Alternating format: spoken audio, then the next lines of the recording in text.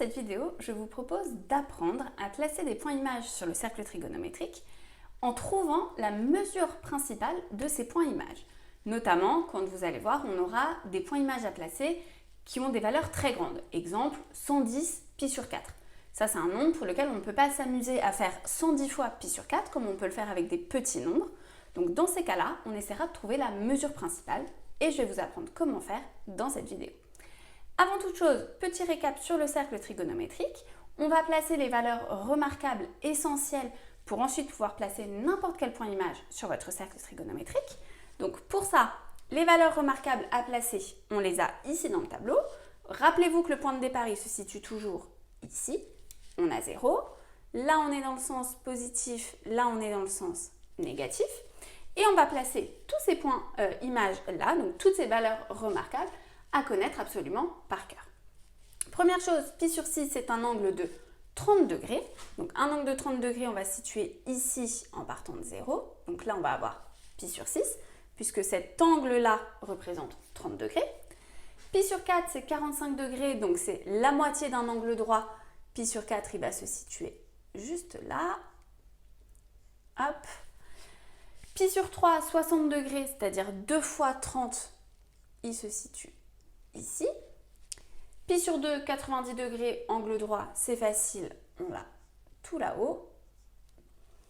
Pi, 180 degrés, c'est un angle plat, donc si je fais 180 degrés, je vais arriver juste ici. Et enfin, 2pi, c'est 360 degrés, ça veut dire que je fais un tour complet, donc j'arrive ici. Puisque, rappelez-vous, à chaque point image, on a une infinité de valeurs à 2 k pi près. Qu'est-ce que ça veut dire ? Ça veut dire qu'on peut rajouter un certain nombre de fois, k fois 2pi, et on retombera sur le même point. Donc, on va commencer tout de suite avec un premier exemple. Donc, on va noter par exemple le point A qu'on veut placer équivaut 13 pi sur 3. Alors, 13 pi sur 3, vous allez me dire, ça va, c'est un nombre pas trop grand, 13. Donc, on pourrait faire comme on le fait pour les nombres généralement petits, c'est-à-dire qu'on pourrait faire 13 fois pi sur 3. Donc, pi sur 3, c'est cet angle-là de 60 degrés, et je le reporte 13 fois. Une fois, 2 fois, 3 fois, 4 fois, 5 fois, 6 fois, etc. 13 fois.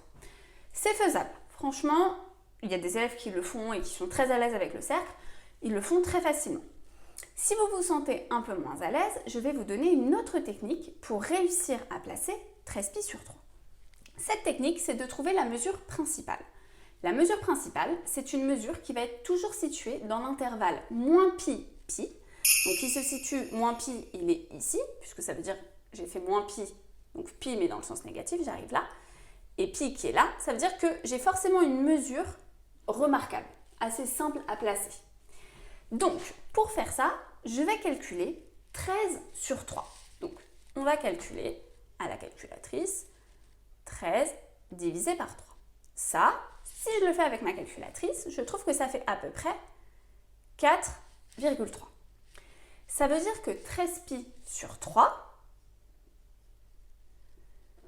il est compris entre 4 pi et 5 pi, puisqu'en fait, il vaut 4,3 pi. Jusque-là, ça va. Donc, on l'encadre entre les deux entiers. 4,3, c'est entre 4 et 5. Ici, j'ai donc placé mon encadrement. 13 pi sur 3 est compris entre 4 pi et 5 pi. Et ensuite, ce que je vais devoir faire, vous allez devoir enlever ou additionner 2pi fois quelque chose, donc un nombre pair de pi. C'est ça qui est très important. On va devoir enlever un nombre pair de pi pour arriver soit à moins pi, soit à 0.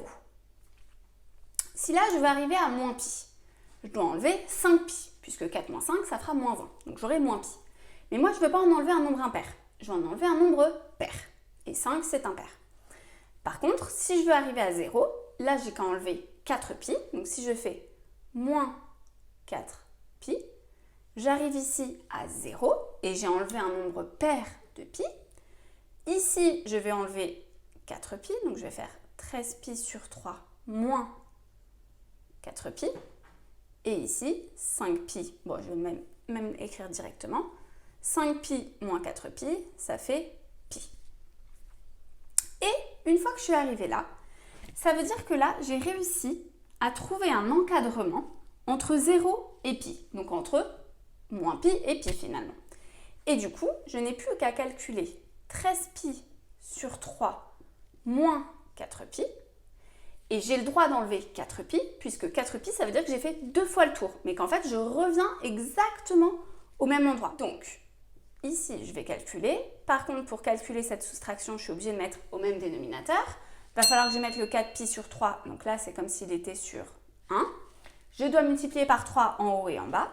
4 fois 3, 12 sur 3. Et ensuite, je fais 13 moins 12. Ça fait 1 pi sur 3. Et ça veut dire que là, je n'ai plus qu'à placer 1 pi sur 3. Puisque finalement, 13pi sur 3, c'est le même point image que pi sur 3. Donc on va dire que c'est égal à pi sur 3 plus 2kpi, un certain nombre de fois 2pi. En l'occurrence, 2 fois 2pi, puisque j'ai rajouté 4pi. Et du coup, je peux placer 1 pi sur 3. Donc 1 pi sur 3, il est déjà placé puisque c'était une de nos valeurs remarquables. Et j'arrive ici. Ça veut dire que si on avait fait 13 fois pi sur 3, on serait arrivé à ce point-là.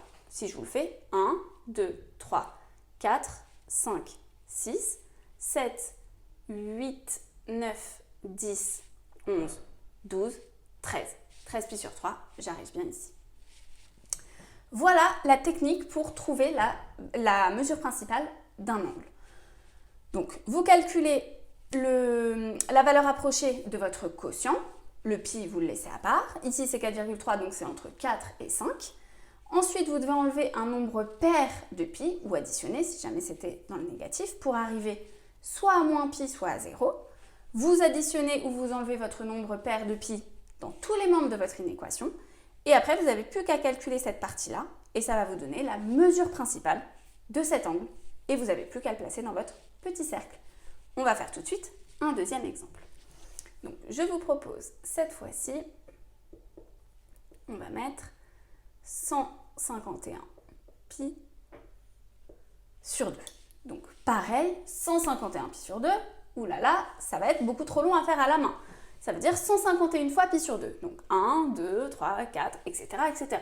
151 fois, c'est beaucoup trop. Donc, même technique, on va commencer par calculer 151 sur 2. 151 divisé par 2, c'est égal à 75,5. Ça veut donc dire que 151 pi sur 2, c'est compris entre 75 pi et 76 pi. Jusque-là, pas de difficulté particulière. Et là, je vais enlever un certain nombre de fois pi. Il faut que ça soit un nombre pair de pi pour arriver soit à moins pi, soit à 0. Donc si là, je veux arriver à 0, il faut que j'en enlève 75. Ça ne va pas, 75 c'est impair. Donc du coup, je vais essayer d'arriver à moins pi. Et pour ça, je vais du coup en enlever 76. Donc je vais faire moins 76 pi. Du coup, j'arrive ici à moins pi. Là, je fais la même chose, j'enlève 76 pi. Et là, j'enlève aussi, j'arrive à 0. Donc, je trouve un nombre compris entre moins pi et 0. C'est ce qu'on veut, puisque la mesure principale, rappelez-vous, est comprise entre moins pi et pi. Donc, une fois que vous avez fait ça, on va calculer cette partie-là. Donc, 151 pi sur 2 moins 76 pi. De même, il va falloir mettre au même dénominateur. Donc, on va multiplier par 2 en haut et en bas. Donc, 76 fois 2, ça fait 152 pi sur 2. Et 151 moins 152, ça me donne moins pi sur 2. Et du coup, pour pouvoir placer 151 pi sur 2, je vais dire que c'est égal à moins pi sur 2 plus 2 capi à 2 capi près. Si je rajoute un certain nombre de fois le même cercle, je reviens à moins pi sur 2. Donc ici, moins pi sur 2, je pars de 0 dans le sens négatif, je fais pi sur 2, donc 90 degrés. J'arrive ici et là, je peux placer mon point B. Alors que faire 151 fois pi sur 2, ça m'aurait pris beaucoup plus de temps. Je vous propose un dernier exemple. J'efface ce que j'ai écrit et on le fait ensemble. Donc voilà ce que je vous propose de placer. Moins 243 pi sur 4. Moins 243 fois pi sur 4, évidemment qu'on ne va pas faire 243 fois pi sur 4 dans le sens des aiguilles d'une montre, ça prendrait beaucoup trop de temps. Donc même technique que tout à l'heure, on va chercher la mesure principale. Première chose, on va regarder moins 243 sur 4, combien ça vaut? À la calculatrice, vous le tapez, vous voyez que ça fait moins 60,75. Ça veut donc dire que moins 243 pi sur 4, il est compris entre moins 61 pi et moins 60 pi. Donc là, il faut faire très attention parce qu'on est dans le sens négatif, mais moins 60,75, on est bien entre moins 61 et moins 60. Et là, cette fois-ci, on ne va pas enlever, mais on va additionner un certain nombre de fois pi pour pouvoir arriver soit à 0, soit à moins pi, et vous devez additionner un nombre pair de pi. Donc, pour arriver à moins pi, il faudrait que j'en rajoute 60. 60 c'est pair, c'est parfait. Donc du coup, je vais faire plus 60 pi. Moins 61 plus 60, ça me fait moins pi. C'est ce que je voulais obtenir. Ici, je vais rajouter aussi plus 60 pi. Et ici, moins 60 pi plus 60 pi, ça me fait 0. Parfait, je suis entre moins pi et 0. Ça va être un nombre facile à placer sur mon cercle. Donc, moins 243, je calcule ça. Moins 243 pi sur 4, plus 60 pi. Je dois mettre au même dénominateur, donc là c'est comme s'il était sur 1. Je vais multiplier par 4 en haut et en bas. Plus 240 pi sur 4, et ça donne moins 3 pi sur 4. Et là, ça veut dire que moins 243 pi sur 4, pour le placer, il suffit de dire que c'est moins 3 pi sur 4 plus un certain nombre de fois de pi. 2 cas pi près, c'est ça qu'on appelle. Ça veut dire qu'on a rajouté 2 pi k fois. Donc en fait, on a fait le tour, mais pour revenir à chaque fois à moins 3 pi sur 4. Et moins 3 pi sur 4 pour le placer. Vous partez de 0, comme c'est moins, on part dans le sens négatif. Et on va faire 3 fois pi sur 4. Donc une fois, pi sur 4, rappelez-vous, c'est la moitié d'un quart de cercle. Donc moins 1, moins 2, moins 3. Voilà où se place le point C. Dernier exemple, c'est si jamais je vous donnais D, par exemple, qui vaudrait moins 33 pi. Alors, moins 33 pi, même principe, on ne va pas s'amuser à faire 33 fois pi. Sachant que pi, c'est un demi-cercle. En soi, c'est pas très loin à faire. Donc là, comme c'est dans le sens négatif, il faudrait partir comme ça. Moins 1, moins 2, moins 3, moins 4, moins 5, etc., etc. Mais là, on va retenir plutôt la chose suivante, c'est qu'à chaque fois que vous allez avoir un nombre entier, donc là, moins 33, c'est un nombre entier de pi. Si ce nombre est pair, alors on va se trouver côté droit, 0, 2, 4, 6, ou moins 2, moins 4, moins 6, ça serait la même chose. Mais dès lors que ce nombre est impair, on va se retrouver côté gauche. Et comme ça, on n'a pas du tout besoin de faire la mesure principale, ça ne sert à rien. On va directement pouvoir placer moins 33 pi, donc le point D, il se trouve ici, au même endroit que pi. Voilà, j'espère que vous avez compris comment placer des points sur le cercle trigonométrique, même si ces nombres sont très grands. Il vous suffit de suivre cette méthode et de trouver la mesure principale. N'hésitez pas à me poser toutes vos questions en commentaire si vous en avez, à vous abonner à ma chaîne YouTube, et je vous dis à bientôt les loulous!